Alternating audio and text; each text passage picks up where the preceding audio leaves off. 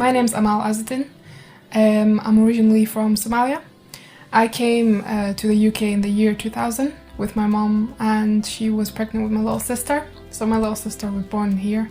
The reason we left Somalia is due to the civil war. It was really horrible.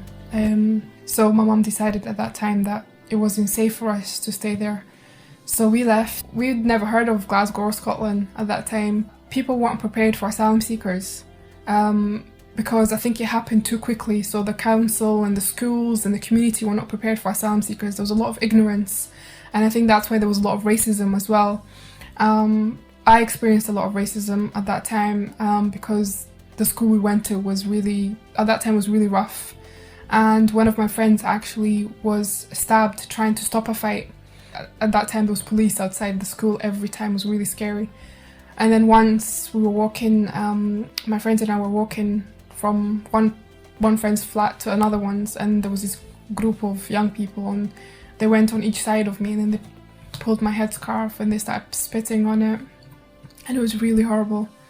And I went to the concierge and I said, look, this is what happened to me, and they said, well, what do you want us to do? And I just thought, my goodness, like, it was horrible, really horrible. I still remember it till this day, and I think I'll always remember it. I'm involved in a lot of campaigning, and this actually was because one of my friends was downgraded and detained in the year 2005. I was 15 at that time, and before that I was actually very shy.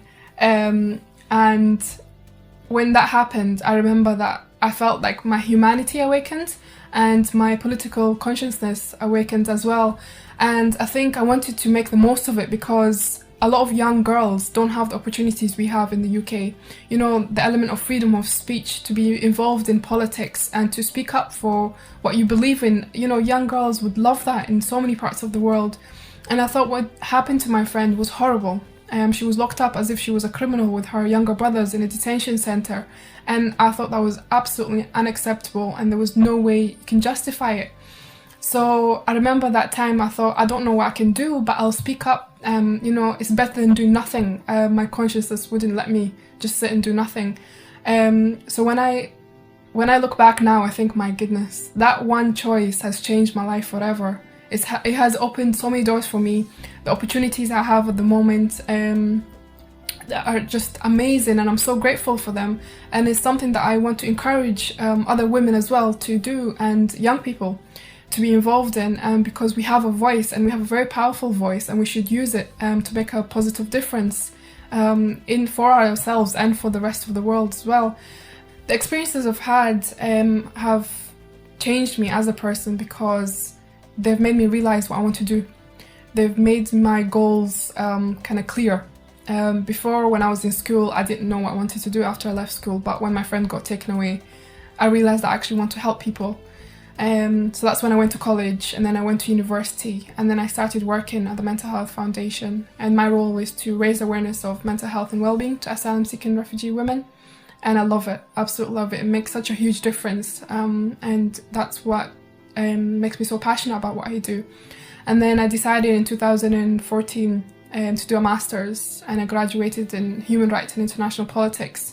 So all my experiences, I guess, have made me who I am. They've molded me into the person that I am at the moment, because I think that's how you learn, and that's how you know who you are.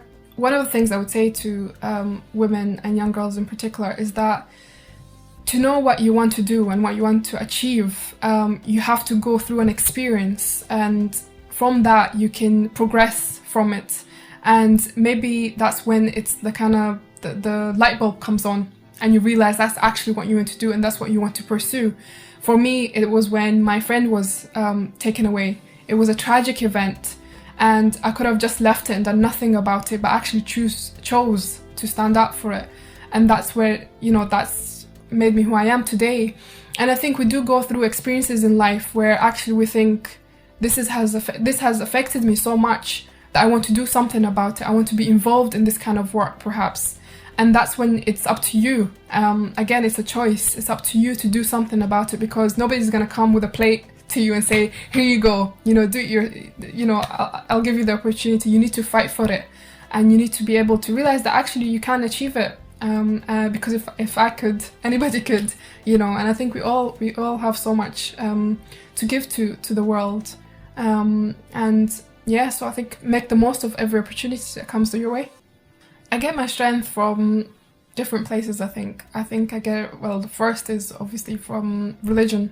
I'm very spiritual, and I get it from my mother. She's an inspiration to me. She sacrificed so much, and I always look up to her and think what an amazing woman and such a great role model for me and my sister. And I also get the strength, I guess, because I think it's important to stand up for humanity, because if we don't do it, then who will? And I think we have so much to be grateful for, and I would hate that we take it for granted. And I think there are people in our community who don't have the courage or the confidence to speak up.